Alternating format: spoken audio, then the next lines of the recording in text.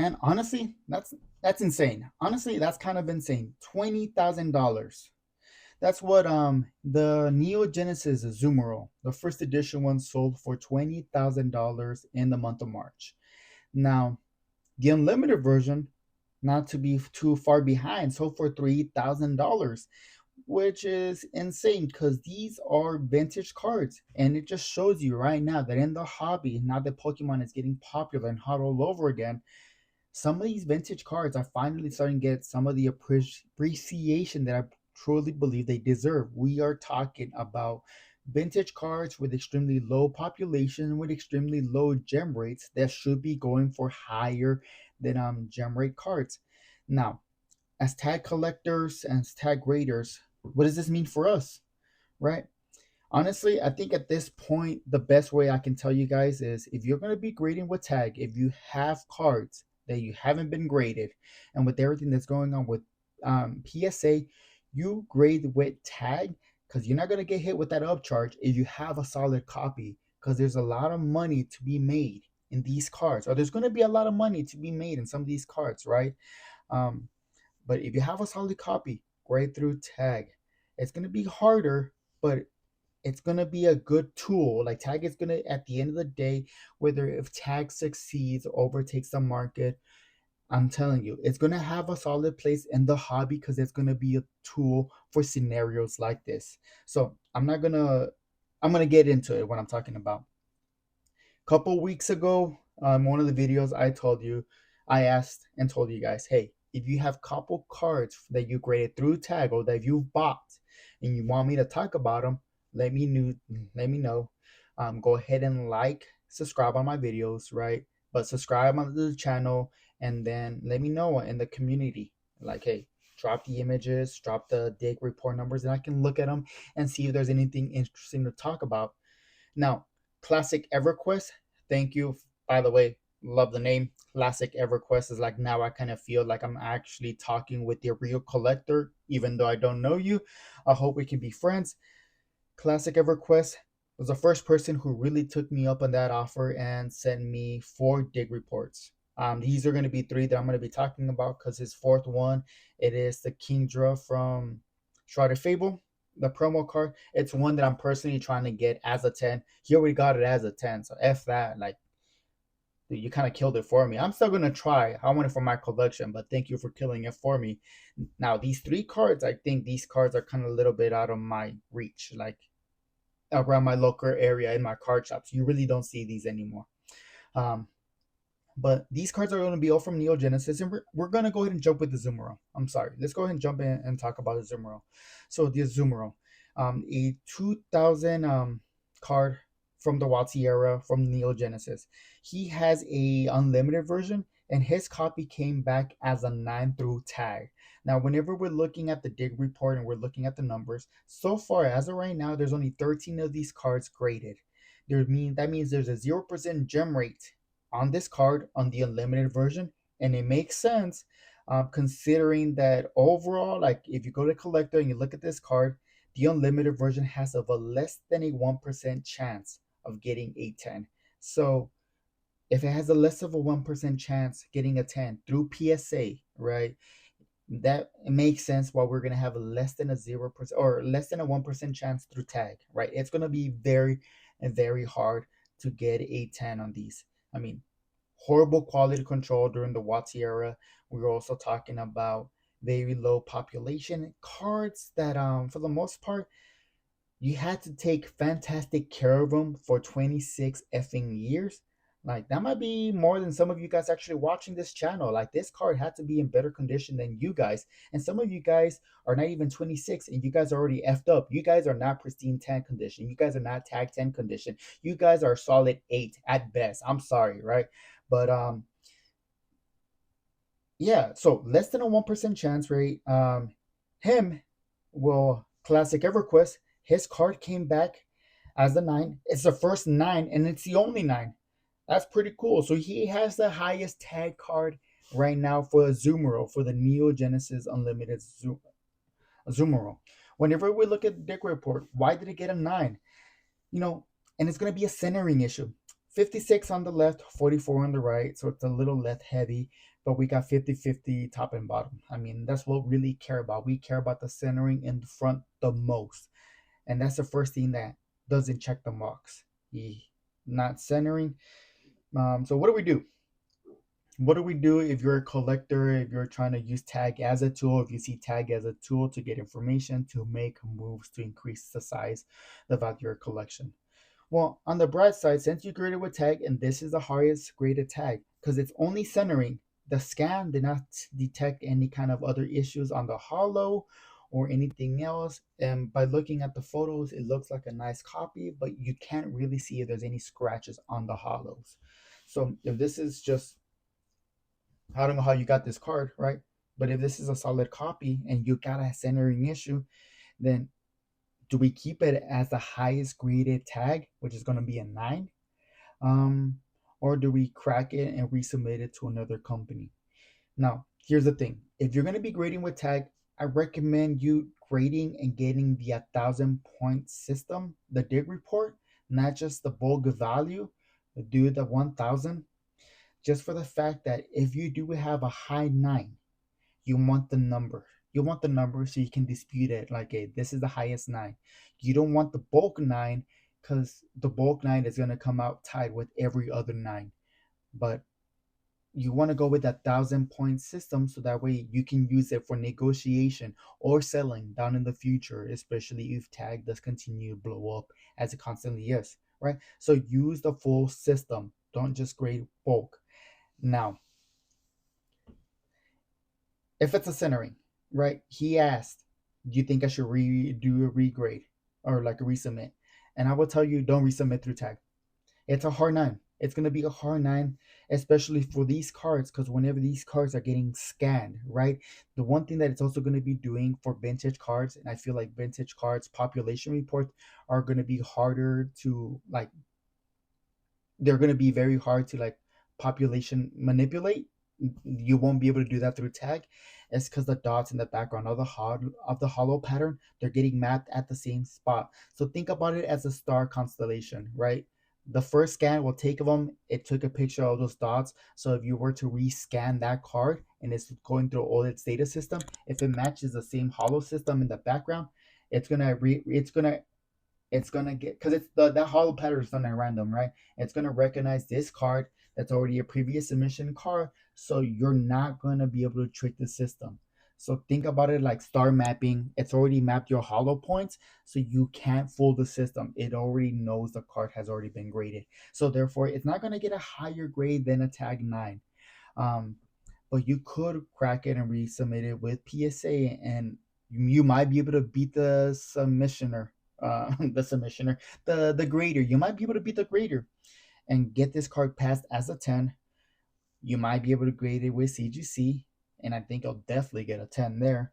BGS, I don't know. You can gamble it. It's all subjective grading, right? So you're gambling on beating the grader. So, but there's more upcharge. There's more upside, but therefore you're going to get subjected to the upcharge if you go through PSA. So that's insane, though. Classic EverQuest. Congratulations on your Azumarill. I know it's a 9, but it's a high 9. It's a low population 9. And whenever you're looking at the PSA like value, or like in the PSA, sorry, not the PSA value, at the PSA gem rates, they're low gem rates. The unlimited Azumarill has a less than a 1% chance of getting a 10, while the first edition Azumarill has a 1.6, right? So still not even a 2% chance of getting a gem red 10, but there's some high numbers behind these cards. So I mean, honestly, I don't know what you should do. The collector side of me says keep the card as is. Maybe upgrade to the 1,000 point dig report so that way you can have a higher 9. But if you don't want to do that and you want to regrade with another service, go for it. I can honestly see why you should do that. And if you don't, that's fine. Now, talking about, well, going into the second card, smooth transition. Going into the second card, Ampharos. So the Ampharos from Neo Genesis, also an unlimited. So whenever we're going to be looking at classic EverQuest's cards. Now, total cards graded for this card, there's been 10 cards graded on this card. He has a 9. And just kind of like a Azumarill, this guy has solid copies of his vintage cards because this was the first 9 and it's also the highest grade 9. However, since it has been done with bulk grading, then understand there's a possibility that the next card that they grade and it's a 9 will easily dethrone you just because they're going to be valuing the points over the bulk grading. So take that into consideration. This card in tag has a 0% gem rate graded through tag. And honestly, I know it was pretty low with PSA as well. I didn't write it down. Now, as for his copy, he has the centering. The centering, whenever we look at the centering, we have 49 on the left, 51 on the right, 46 on the top, 54 on the bottom. So therefore, this card is within good centering issues. And the card looks fantastic from the image. Now the scan detected like a little dot. A little dot. It has to be like a scratch or a dot by the hollow on the upper left area under like the Mareep. It's the stage 2 or stage 1 in icon, right? There's something that the scan picked up there. Now I know it's not a dent, because if it was a dent, then your card would be an automatic 8. So it has to be like a scratch, or like a something with a printing issue, different ink on the wrong pixel on that area. That's the only thing I can possibly think of. Now I don't have the copy in my face, so I can't really look into it. But what it seems like that it could be the wrong ink in the wrong pixel, or a little something in the hollow pattern, and I might be picking up like you might see it as a holler pattern, but it might actually be like surface damage, right? So the raw value of this card is $24. Now a 10 goes for around 540 through $200. So he has a 9 that has good centering, no issues on the front and the back, whining or edging, and a questionable surface damage on the corner. Should this card be regraded? Same thing, you're not going to be able to regrade the tag just because it's going to pick up the pattern of all the hollow, so you're not going to be able to trick this card. So if you're going to regrade this card, then you would have to be regrading with another company, whether it be PSA or CGC or Beckett, right? With another subjective company. And there's some upside to it because between $200 to $500 for Ampharos, which happens to be a very popular Gen 2 Pokemon. Um, it's an old vintage card. It has a very low gem rate. Like, there's some potential upside about it. But honestly, right now, like I said, my previous conclusion about my previous summary about Azumarill, you have the highest 9 in Ampharos. You have one of the only 9s, I think, in Ampharos. I think it might be also the only 9. I don't think you need to re-crack it yet. Um, Recrack it and regrade it whenever you are dethroned to find the spot that you have in your card. Because I think with these, you are making very long term moves. I think that's honestly fantastic. But the thing that it's going to help you for negotiation is always going to be having the highest possible 9 when it comes to vintage cards. Collectors, flippers, resellers will be looking at 9s for opportunities. So if you're looking to sell this 9, you're probably looking at a CGC 10 price because they'll probably cross over as a CGC 10.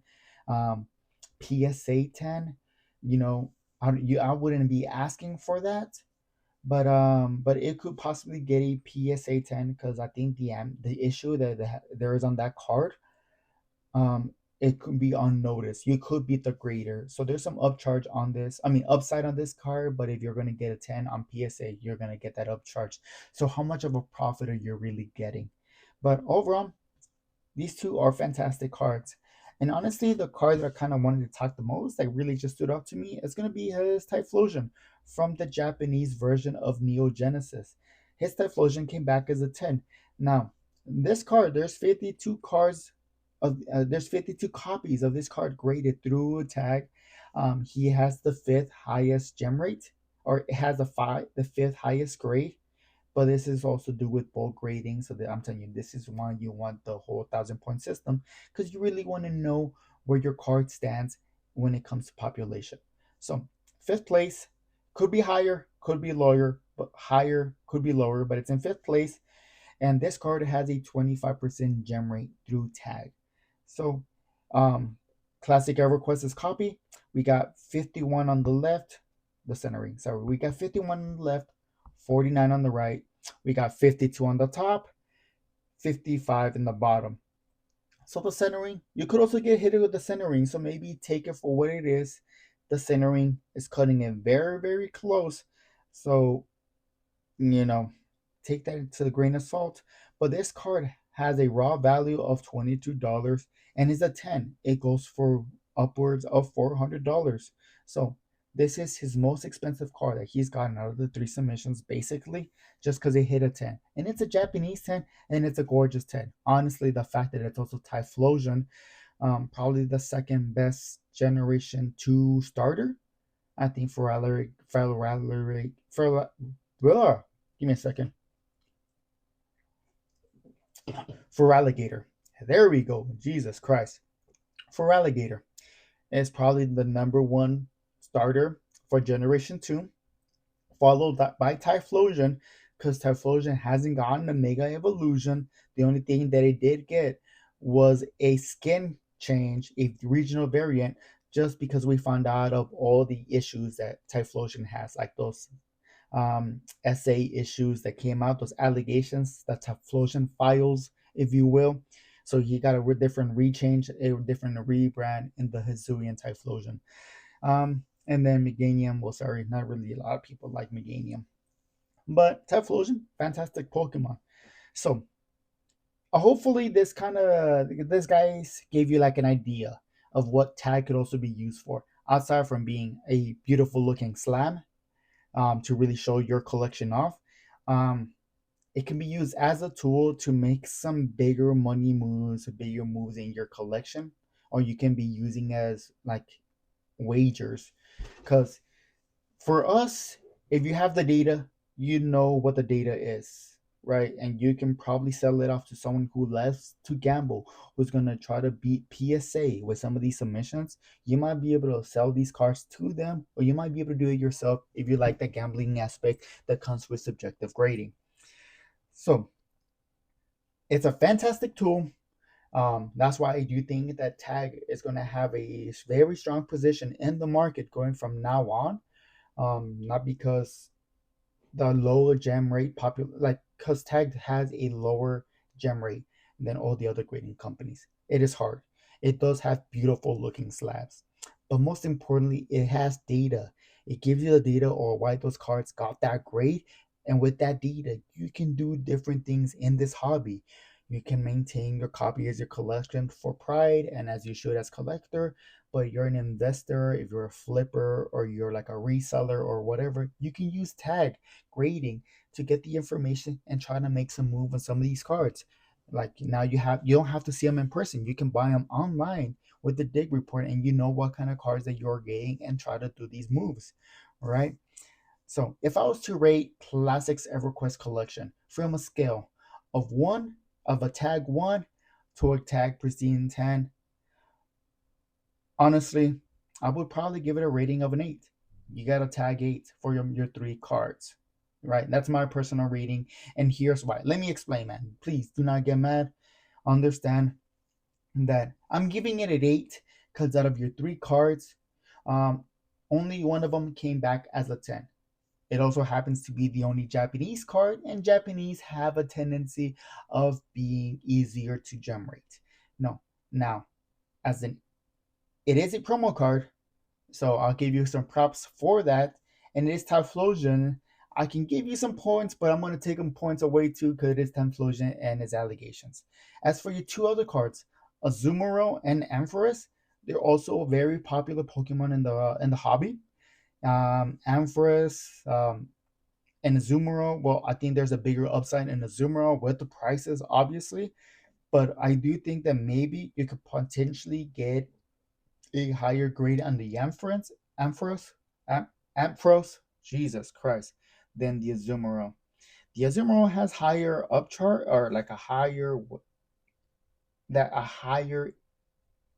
ceiling, right? But your copy is a 9. So it's Ampharos. Your copies are 9. Now, in the tag perspective, you have the highest grade available on these two cards. You have the first 9s and the hobby. So honestly, that's fantastic. But they're still 9s. If you would have gotten a 10 there, that would definitely brought you up. But you know, it's not bad. Honestly, I love the fact that it's all Neo Genesis. I also love the fact that it's all Gen 2 cards, and I think these are solid cards. These are solid cards for your collection or to make solid moves. But I mean, let me know what you guys think. Do you think I'm being too harsh in giving him a 8? Do you think he deserves a 9 for his greater collection? But also, if you think that he should recrag Azumarill and crossgrade with another company, same thing for Ampharos. Do you think he should be doing that for those cards, or do you think that he should have them and just kind of see what the community thinks about this? I mean, but outside from that, thank you for submitting. If anyone wants me to talk about the cards and if I find something interesting, please subscribe to the channel. Please go ahead and leave a comment on the videos. You can leave a comment in my community post with the images of the pictures, right? Please do so we can go ahead and talk about it. The If you guys violate that, then I will probably have to be moving to Discord so you guys can send me stuff at Discord with the same username. I mean, outside from that, I really do hope you guys have a fantastic day. Until next time, peace.